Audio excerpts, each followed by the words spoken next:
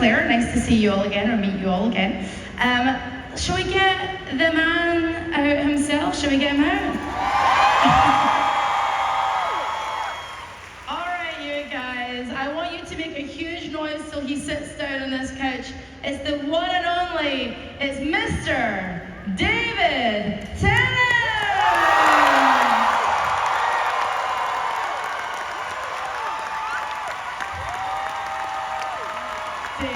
Hi everyone, hello. How are we?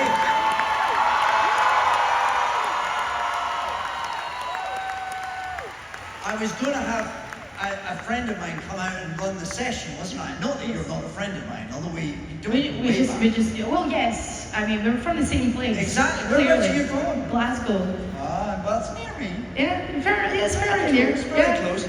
But any minute, we've also got someone else going to come out and do a bit of... Yes. But they're late. So any minute now, when they come through that curtain, point and go, "You're late!" But I don't know how long we'll be waiting. So we could have a wee chit chat. So we should just get comfortable. Should we have a wee chit chat? Oh, I'm sorry. Do you want to? No, I didn't want do you want to spread your legs? I do a little bit.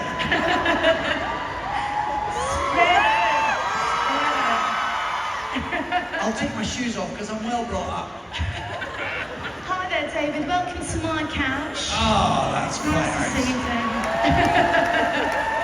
It's quite a comfortable sofa. So, David, tell me about your mother. It would be a very long session. Shall we just start with your dog then?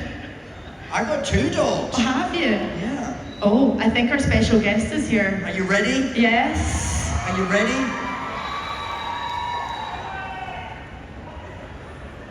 All right.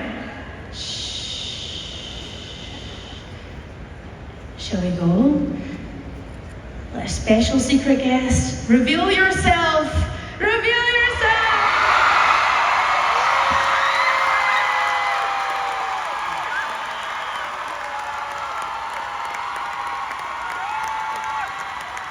Guys, Captain Tate. Here they are. Thank you very much. I'm sorry, I just have to start by saying I didn't know you were going to be here. I'm joking. Hello, what about this, eh? Oh, it's quite a comfy sofa you get. I know, all right, ain't it? Yeah. I'm supposed to be moderating this panel, but because I don't know much about Doctor Who, none of the questions are going to be allowed to be about that. But there's all these people, they know what they're talking about. They can tell you stuff. Yes, no, you can all absolutely educate me. Yeah. Wow, so look at all these This people. is a big old room, isn't it? Lovely! Woohoo! So what were we going to do? Start the bidding off? Because you've been lounging about out here. I took my shoes off. You did? Yeah. Just to get comfy. He's really, you've got socks on. I do. A lot of my very good. socks have holes in them. Do they really? Do you darn your socks? You know you can buy new ones. And you see, these are actually still complete, but they do have... Are they Smith? What? These are not Smith, no. They should be. That'd be a prize, wouldn't it? To come up here and stroke his feet. Come up here and darn my socks. Darn your socks? I'm sure there'll be a few takers. My wife gets very annoyed with me because I like to wear socks. I figure as long as That sounded like there was a bit more at the end of that sentence. I figure as long as this bit is still whole. This bit's in a shoe. You mean... So if you've got toes coming out, or bits of the... I think, why throw them away? Because we don't live in the Middle Ages. Why throw them away? I would keep a sock going for a long time, is what I'm telling you. Are you saying that she gets annoyed with you for wearing socks or for wearing old socks? For wearing old socks. Okay, fair enough. I'm with her. I'm with Georgia. She definitely prefers a sock rather than my gnarly old feet. I think. Yes, because it was that part in Lord of the Rings you had to...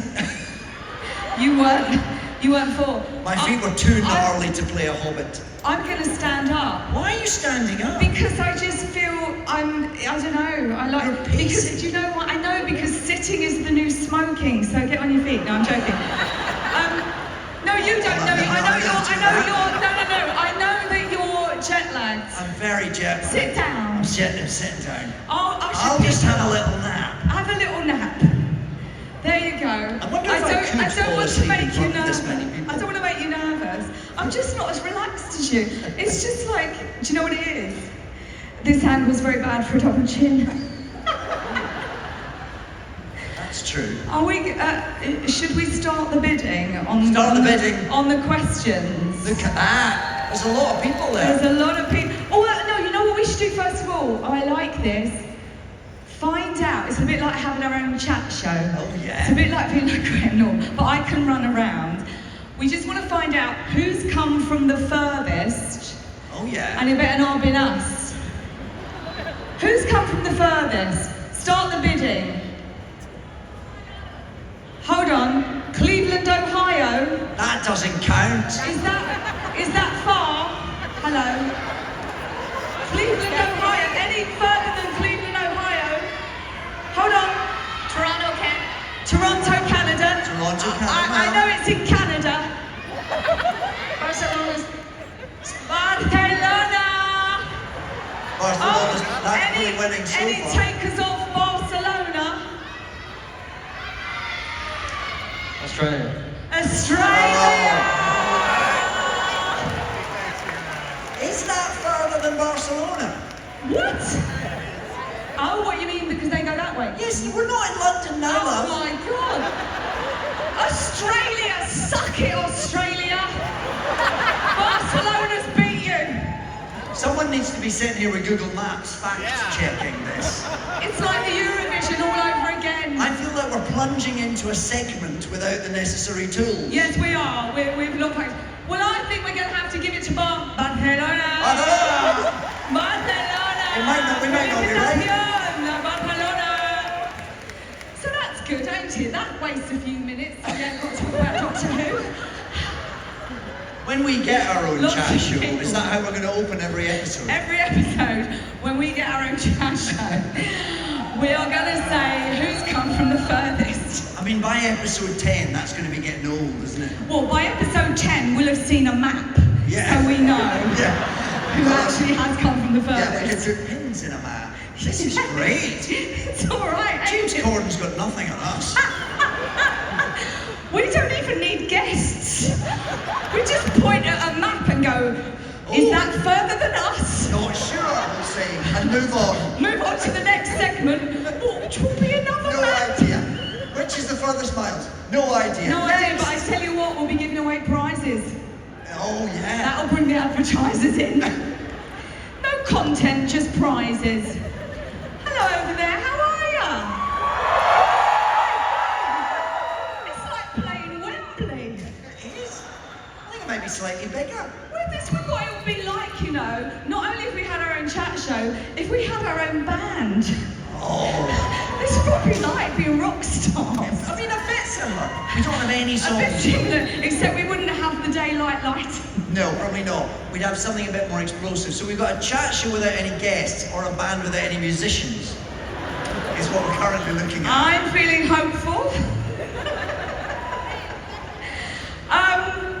Well, I think these people are lined up. Come on, to let's take ask- some questions. To ask some questions. I'm going to sit on the back of a sofa because I like to find a way of... You better make sure it don't tip up. I know that I did get Careful. a bit. I know it's pretty solid. Solid It's because I'm pretty sitting solid. on this end of it. I don't like to treat a chair traditionally, if I can avoid it. Right. See what we're learning. David Tennant, lesser known facts. He'll wear socks till they're just threads of cotton. Yes, And he don't like to sit on a chair on the seat. yes. Very good. Thank you. You're a percher. I am a perch. You're a percher. I'd like to know where all these very unflattering photographs are going to go. They'll That turn up is a low online. angle. That is a Actually- terrifyingly low angle. Yeah. You really want to be, if anyone with any selfie skills knows Get it's there. up on a ladder and have us look up like Yes, that. exactly. That's how you decide how you'll look after your facelift. You don't ever go like that. No, you do. You go like that, so it all falls back. You take a photo and you take it to the plastic surgeon and say, "This is what I want to look like." Apparently, So it all falls back. Isn't that how you Yes. look like when you're dead? no. Well, it depends how you die. Hopefully not during your plastic surgery. Right. Well, yeah.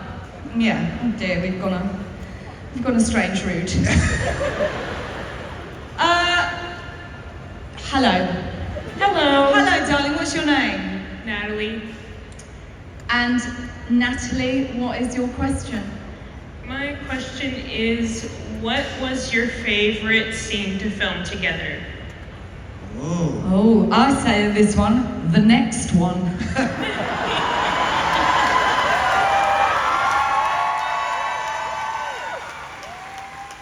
You realise that's just made everyone think there is a next one, and now there's some sort of secret we're talking No, there's not, but that will be it.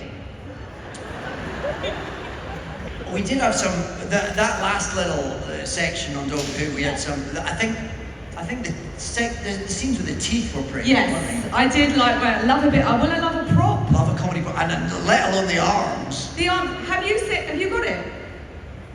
Is your name's Natalia? That's Natalia handy. from Barcelona. That's handy. Ven aquí. I said that's handy. Oh! It's alright, she don't need me, no harm.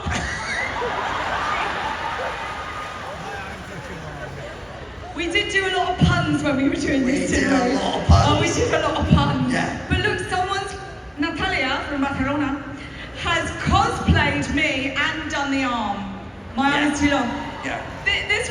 These were good scenes though, They weren't were they? great We fun. loved these scenes. Yeah. You dragging your big old fist around. And you could do it.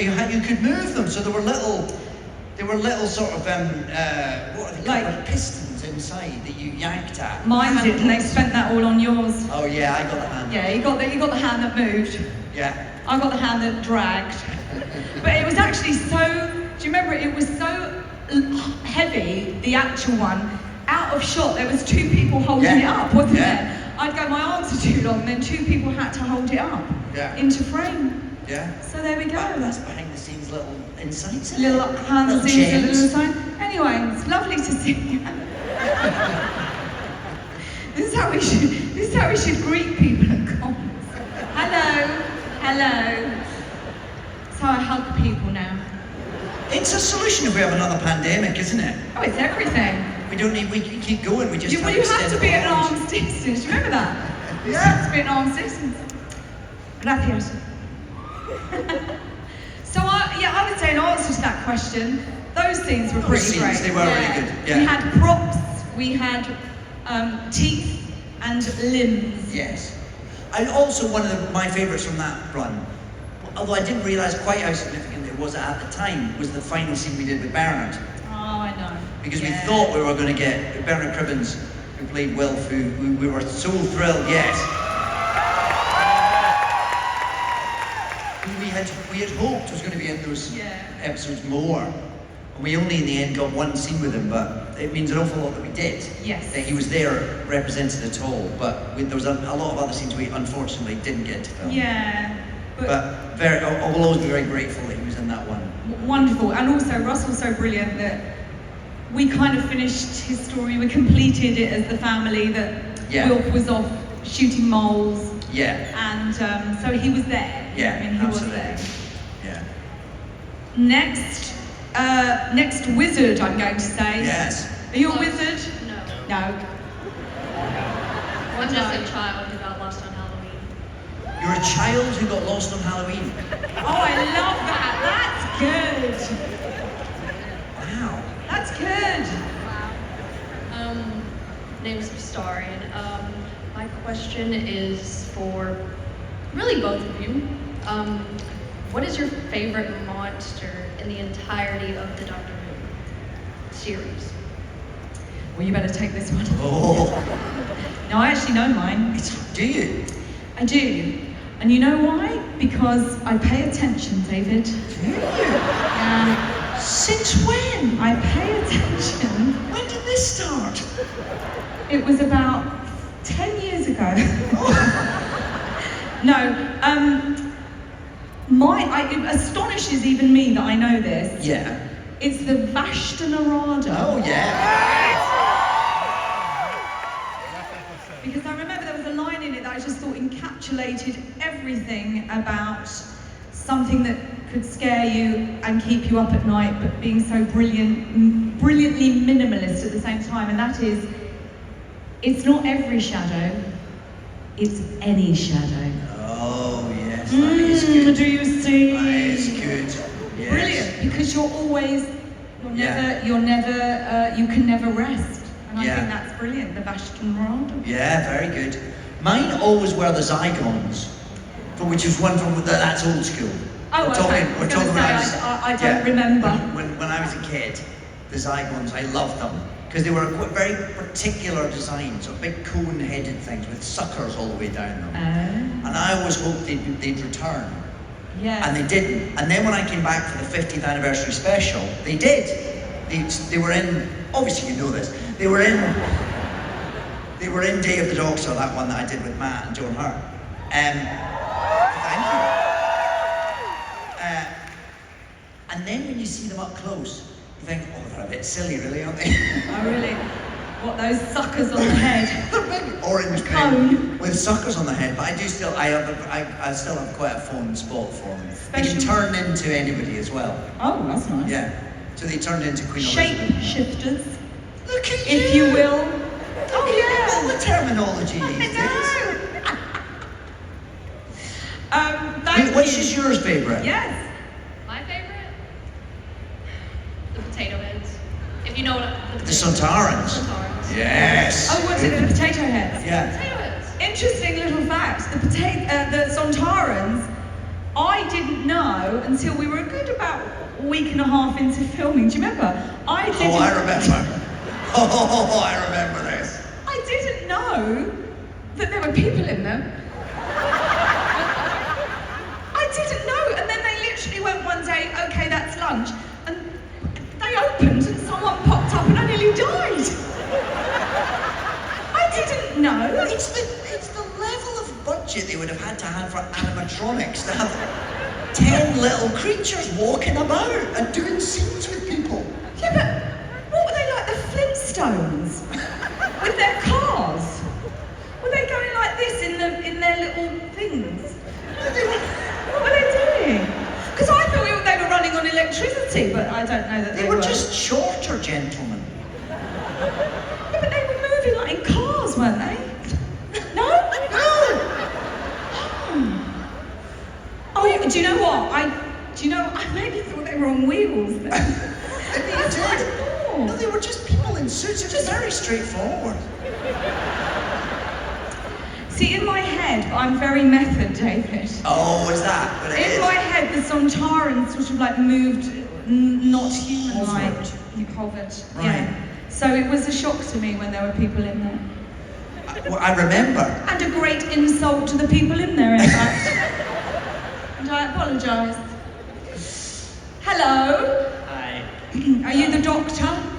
Yes, I am. I thought so. I tell you, I'm really learning. My name is Indigo. I was wondering, do you actually hate pears? Oh! Pears of what? The fruit. The fruit. Oh, the fruit. This is because in one of my episodes, the doctor said I hate pears. Ah. Yeah. I don't hate pears, although I don't have a great reaction to pears. Pears give me a slightly unpleasant tummy. That's more information in any I mean, way. really, no one asked for that, did they? Well, Indigo did. Oh, fair enough. Yeah.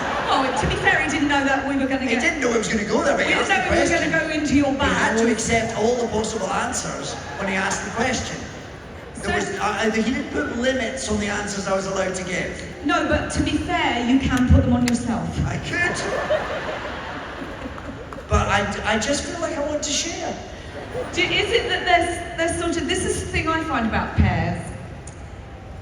If they're ripe, Yes. it astonishes me that they're juicy, yet dry to the taste. Yes. They're like The dry. texture is like- yes, yeah. because they're mushy, but Yeah. it like absorbs, and you're not left refreshed, David. I know. You're not left. Well, you're left on the toilet. But I'm left with the squitters. It's true. I think it's the skin. If I don't have the skin of a pear, it's quite on a roughage, ain't it? it's a sandpapery consistency. It is quite. Especially when it comes out the other end. Sorry, that is too much. I'm really too gonna far. have to impose. That is too much. I'm sorry, Indigo. I'm sorry. And you did ask for it.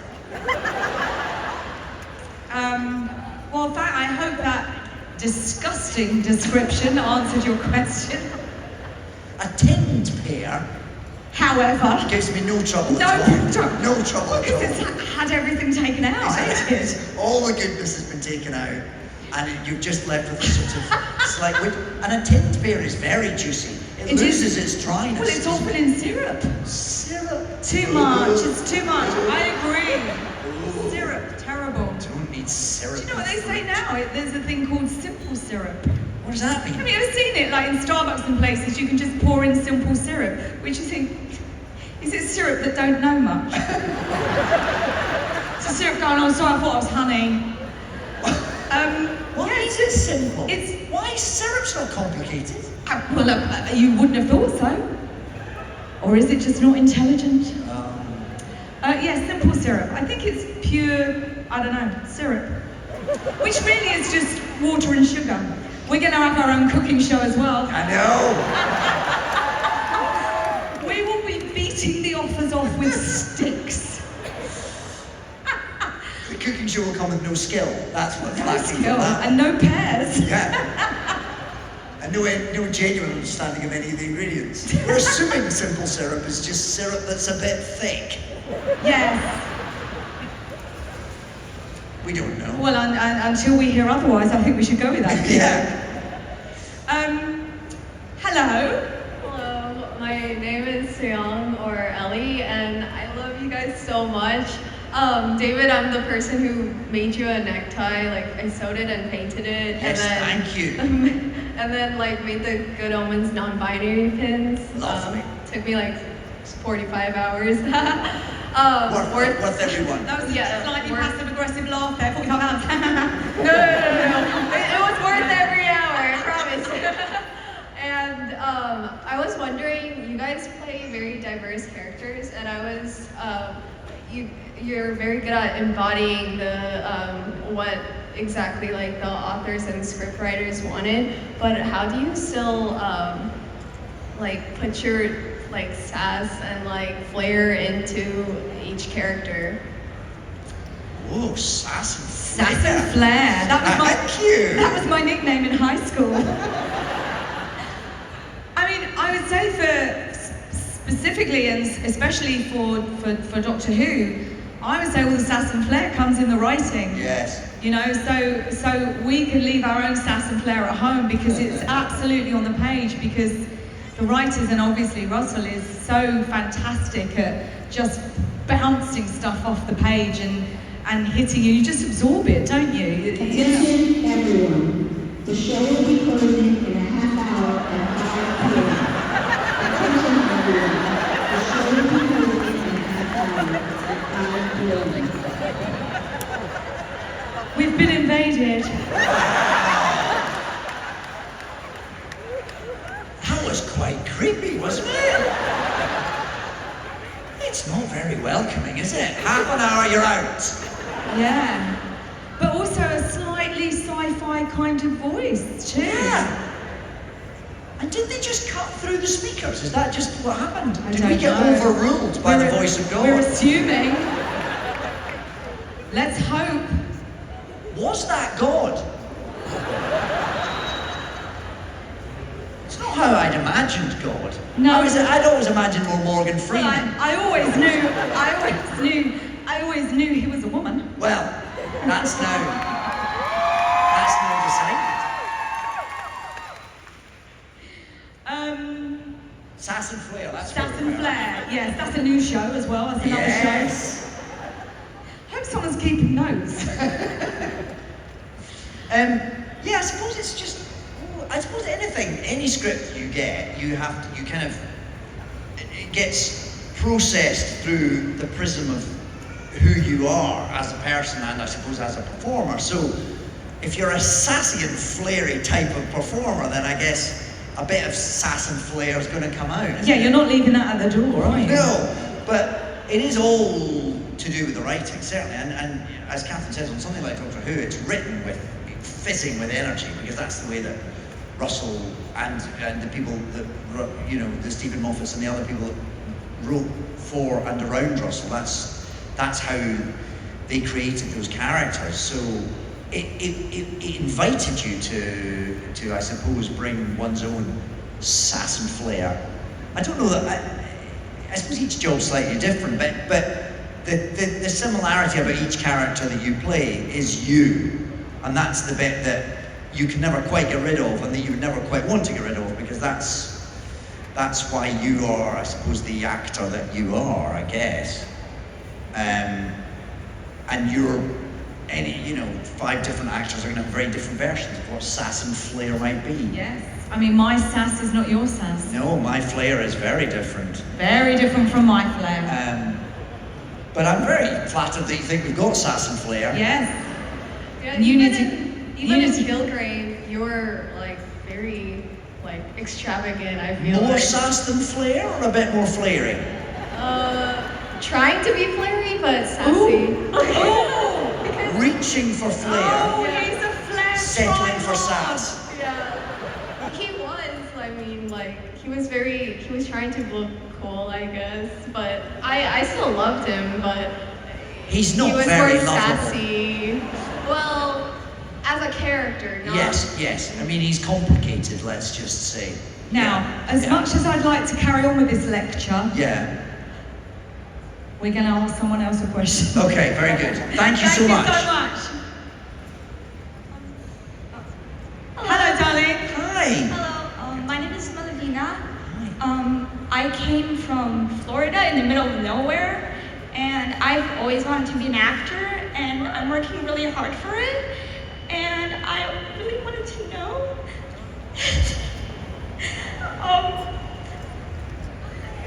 It's all right, darling. Take your time. What got you started?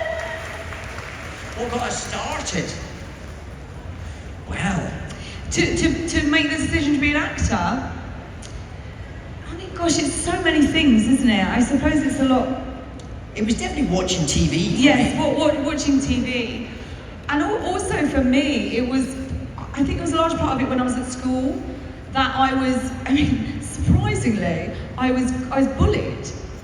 And I realised that my way through the bullying was to be funny. And it's because comedy deflects, and it also can actually dissect, and it can get to the root of something, you know what I mean? So if someone's coming at you, I realised I had this facility to come back with the confidence of being funny, and it sort of turned it around. And then I realised, I'll take that elsewhere. But it kind of was my armour. And then the other thing is you're playing characters, and if you're someone, I was a really shy child, I felt I wasn't myself by playing the character, so I had that confidence, and that's really what put me through. But I think it was more of honestly, what got me going was a sort of, I'm not going to swear, but it's a word beginning with F, and it was a sort of FU attitude that I kind of got by being an actor. And my goodness, I hope those bullies can see me now.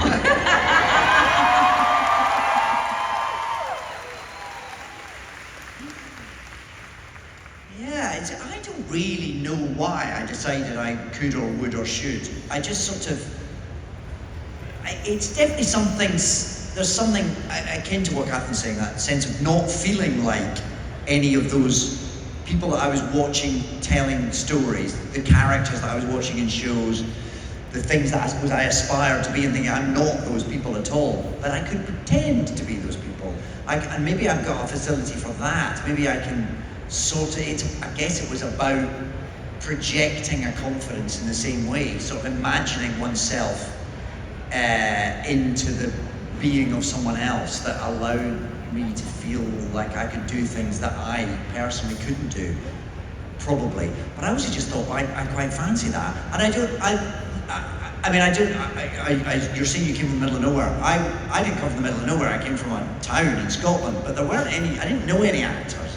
I didn't know how you did that or there were no precedents around me. So it was always a slightly.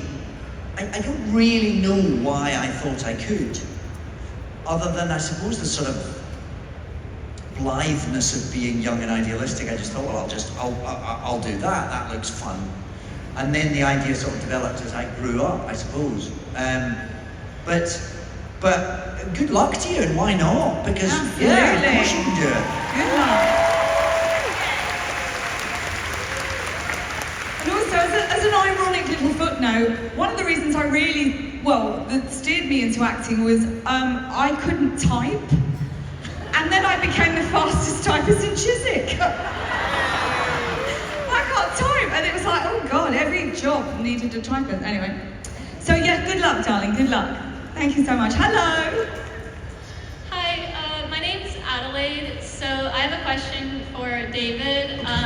Two of your most iconic roles, the Doctor and Crowley, they have scenes that span all of history, and I was just wondering, what was your favorite historical era to portray yourself in, and why for both characters? Well, both characters got to visit Shakespeare's Globe, and both times we got to film in Shakespeare's Globe, which exists in London. For anyone who doesn't know, they rebuilt the theatre that Shakespeare would have performed in with his company of players. It's been rebuilt on the banks of the Thames, close to where it would have been, and it's been rebuilt in as much kind of historical detail as possible. And it now runs as a theatre. It's got a full cycle of plays. You can go to London tomorrow and see a show there. But as a set to film on, it's the most extraordinary thing because it is completely realised. So you stand in this kind of circular place, and you look around and you're in Elizabethan England. It's fantastic. And we got to film there on Doctor Who, which was wonderful, and we got to do it for Good Omens as well, actually. So both those characters, filming those scenes, which were supposed to take place in that time, in the most extraordinary set that could never be, no production design, would yeah. ever be able to make it in such extraordinary detail. That was a real treat. So that was, for both those characters, I think I'd probably say that was the most kind of immersive experience anyway. But they're always fun, those episodes. We got to do that Agatha Christie one, I which was know. such fun. I loved every second of being on Doctor Who. I would have loved to have done more, like where you go back. Yeah. Rather than in the future. Yeah. I would have loved to have done those Yeah. ones. Yeah, for sure. I see that Shooty and Millie have just done one. I think it's just come out. I've just done one set I think it's basically set in Bridgerton, I think. Oh really? Yes. Oh brilliant. So I look forward to seeing that. That would have been brilliant. a nice one to do. Great. Thank you all so much. Thank you. Hello again. Hi. It's Lauren. Hi. Hi, Lauren. So one of my favorite underrated projects of yours, Taking Over the Asylum, turns 30 this year. Which is impossible, because I'm only 28. Okay, Campbell means so much to me, and I was wondering where you think he would be now? This is a very deep reference. I don't know how many people in this room know what you're talking about, but thank you. This is a show I did for BBC Scotland when I was 22 or something. Yes! 30 years ago, that would have been it. And it's set in a psychiatric hospital outside Glasgow, and I played a young manic depressive called Campbell Bain. So I suppose by the end of that series, he was actually doing quite well. Despite, unlike some of the other characters, he kind of managed to kind of wrestle his mental illness into something that could work for him.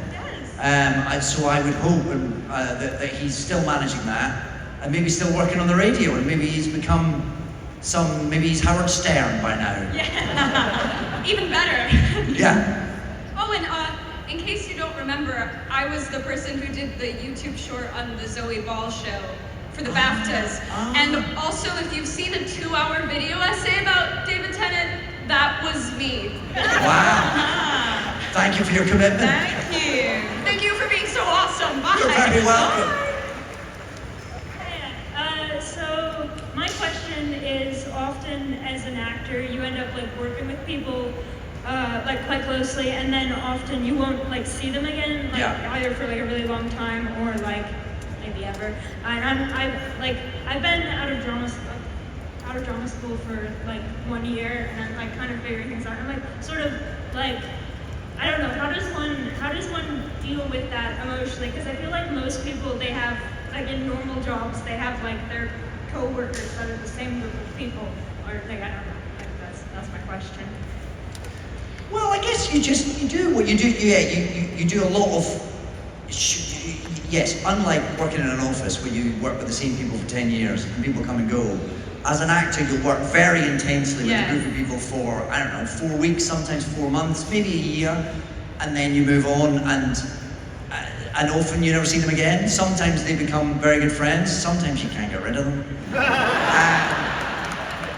And it's a mixture, really, and I guess you pick up... Collect someone, though, don't you? Always keep someone. someone from a job, don't you? I find that. There's always... You always know that this time next year there's going to be at least one person in your life that wasn't, and that you know you're going to stay in touch with. You know what I mean? So it's a nice. I quite like that sort of temporary sense of permanence that you get with a job. You know, suddenly you're into a routine and it's very sort of safe and familiar, and then it goes. Yeah. I quite like that.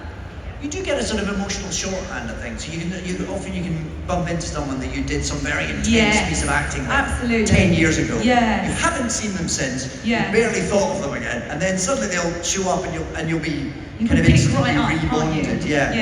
Yeah. But you know, it's a mixture, like any set of people working in any profession. There's some people you're very happy never to see again, and the odd one you'll actively avoid. But mostly, it's a nice bunch of people. I think. Lovely. You're sort of all in it together. Yeah. It's a collective experience acting in something. So you're usually fairly supportive of each other. Yes. You are all in the same boat, aren't you? Yeah. It's nice. It's a nice thing to do. Thank you. See you. Hello. Hello, it's good to meet you too. Hi. Thank you. So, my question is, so after your respective roles were finished, especially with David's 50th anniversary in Doctor Who, after all that time, what was the feeling you had when you were given the call to return to Doctor Who, but also returning together? Well, it sort of bubbled into being, didn't it? Yeah, we kind of knew it was happening for a while before. We knew it was in the ether, didn't we? And you're right, it's all bubbled into being. Sort of, it's almost like a text exchange, wasn't it? Or a phone exchange. And it was after one of those view-along things. Yeah. Tweet-alongs. Tweet-alongs that happened during COVID. Yes, and it was The Runaway Bride. And after it had all, everyone had watched it, Russell texted me and said, "Oh, wasn't it great?" And I said, "Oh yeah, it was so great. Thank you for letting me play Donna." And he said, "The two of you were so great together." And I said, "Oh, it was such a joy." And he said, "Wouldn't it be amazing if we could do it again?" Yeah. Is what he said. He said, "I've got an idea in my head, and it won't go away, and it's about the Doctor and Donna." And I said, "Come on, let's do it." And he said, "We'll never get David's. Not like, oh, we'll never get him back. No, meaning like, how will we ever get the two of you together again, you know, schedule-wise?" And I said, "Well, let's ask." And I texted you, didn't I? Yeah. I said, Russell wants to get the band back together. In fact, I think my text said, Russell wants to do it again. How do you like them apples? And you said I'd do it in a heartbeat, and I texted Russell back and said, David's in, let's get the band back together. Yeah. So we kind of knew, it wasn't like a thing that came to us, although I think it then sort of like went away a bit, and we assumed it wouldn't. Well, because he had a very specific idea, Yes. which I'm here to tell you now is not any of the ones we ever made. Nothing, no. This But- story that he was desperate to tell, he still Yes. hasn't told it. He still hasn't told it. The story he had of the two of us has not come to No. fruition yet. But the idea then was we would do one as maybe Yes. like a special one-off, and it would be set back in the continuity as it Yes, had it was been. like an episode out Yeah. of time, wasn't Yeah, it? Yeah. And then it went, you're right, it went very quiet, Yeah. and we sort of stopped thinking about it. And 'Cause it- these things happen Yes, sometimes. they happen, and I remember getting offered something for like the following year, and I remember him saying it wouldn't happen until it was, because this was like about 2 years, Oh, at yes. least 2 or 3 years before we came back. And I remember getting an offer for something the following year, and I thought, I'll just ask Russell, and I just said, listen, I'm sure it's gone away, and I'm sure it won't happen, but I'm just checking. I'm not going to be free next summer, just in case anything was happening, and I'd obviously rather do Doctor Who. And he literally went, don't do it. Don't do it. It's happening. Right. And then it was just like, oh, right. But then the bit that we didn't understand was that not only was Russell going to engineer this one-off story, no, he was coming back, he was taking over, Yes. it was the whole thing, and it was, and come back and do like a series of stories. Yes. So the whole thing kind of ran It's away. just sort of, yes, it's just sort of mushroomed, I think, didn't So it? there wasn't, so I suppose to answer your question, there wasn't a moment when Well- out of the blue we got a phone call Yeah, saying, it was like a slow burn, Yeah. wasn't it? It was just like, oh my God, could we do this? Will we do this? Yeah. And then suddenly we were. It was. and it went from like, oh, amazing. that would be nice, to kind of going, oh, you know, it will be nice. It And then will it sort be of nice. slowly coalesced. Yeah. And then it just felt like we'd never been away, didn't it? It was surprisingly Weird. familiar and Yeah. amazing. That 15, and I was even shocked to know how long it was. Whether I it was know. 12 years ago or before. Because I couldn't I'm believe only it. 28 years old. I've packed a lot in. And my father. So how I'm here, I've no idea. Yeah, it was it was still amazing though. When the sort of the penny finally dropped. Yeah. When we got those scripts. Oh, so exciting. When we got the scripts through, I mean, that was amazing. Yeah. And that you got your ending. Oh, yeah. That ending. Yeah. And Yeah. I remember calling and going, because I think I wanted something like spectacular and extraordinary, and that, you know, that something. And I texted him or spoke to him. I went, it ends with us eating apple crumble in a garden. That's a spoiler if anyone's not seen it. Oh. Sorry. But it was the right one, wasn't Yeah. it? It was the It was lovely. absolute right ending. Yeah. It was amazing. Yeah. Have you back. Thank you so much for your Thank time. you very much. Thank you. You both are fantastic. Thank you. Hi, I'm Maggie. Hello. So I know you've been asked about like your favorite scenes and everything to film. My question's a little bit different. I want to know if there was ever a point where you were filming something like really out there, really weird, that you just stopped and thought to yourself, what the hell am I doing? Like, how did I end up here? And if so, could you tell us that story? Ooh. On Doctor Who? On anything, On from anything. any of your career. Oh, I barely pay attention, love. I don't know. I'm always like, when's lunch? I guess the thing is, like for example, when we're filming Doctor Who, if you do, it's surprising the things that become given. Yes. Don't they? It's just surprising the things that become normal to you. Yes. Like you will be sitting at lunch with a Dalek or Yeah. something. Do you know what I mean? And then you suddenly go, wow. I mean, I guess, you know, you watched it as a kid. Yeah. I mean, there must have been the moments when you sort of pinch yourself and go. You did. "I can't Lots of believe I moments did." where you pinch yourself, and yet weirdly, because I loved it as a kid and had sort of imagined what it would be like to be in that role as a kid, something weirdly kind of like, oh yeah, this is it. This is what Yes. this is how it was always meant to be. Yes, so it's manifestation right there. I suppose. It Yeah. Yeah. So sort of weirdly kind of normal Yeah. in a kind of mad, the least normal thing that is possible Yeah. kind of a way. Yeah. Which is lovely, really, isn't Lovely. it? It's Oh, I lovely mean, that we what- get to do a job that is extraordinary and sort of regular at the Yeah. same time to us, you know. So it's a lovely Yeah. dance to do. Thank you. Thank you. It's nice that they're rebuilding the back of the hall at the same time, isn't it? It is nice, isn't it? It's Yeah. nice because I mean, the show's closing in 7 minutes. You could have waited. Attention, attention. No Attention. one's going home.